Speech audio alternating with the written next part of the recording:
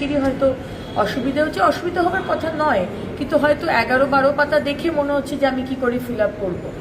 তো আমরা চেষ্টা করছি সেটাকে যদি ইজিয়ার করা যায়, কারণ আলটিমেটলি দেখুন, এটা 11-12 পাতা যে ইনফরমেশন, সেই ইনফরমেশন দিলেই যে আপনি অন্নপূর্ণার ভাণ্ডার পাবেন সেটা কিন্তু নয়। কারণ আগামী দিন অনেক কেন্দ্রের যোজনা আসবে এবং সেই যোজনাগুলোর জন্য আমরা ইনফরমেশন ডেটা নিয়ে রাখছি, কিন্তু এই ডেটার বেসিসে কিন্তু আপনি অন্নপূর্ণার ভাণ্ডার পাবেন কি না, অন্নপূর্ণার যোজনা পাবেন কি না পাবেন তা কিন্তু নয়।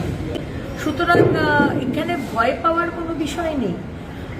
আর যে বিষয়গুলো আমি অলরেডি ক্লিয়ার করেছি, যারা ভোটার লিস্টে নাম নেই, যারা আমাদের দেশের ব্যক্তি নয়, যারা একাধিক বিয়ে, যারা ইনকাম ট্যাক্স দেন, যারা সন্তানদের গভর্নমেন্ট সরকার অনুমোদিত ইনস্টিটিউশনে পড়াননি, তাদের আমরা এর মধ্যে, আর কেউ যদি ইনকাম ট্যাক্স দিয়ে থাকে তাহলে আপনি কেন নেবেন? মানে এটা একটা আপনার তো নেওয়াই উচিত নয় আমার মনে হয়।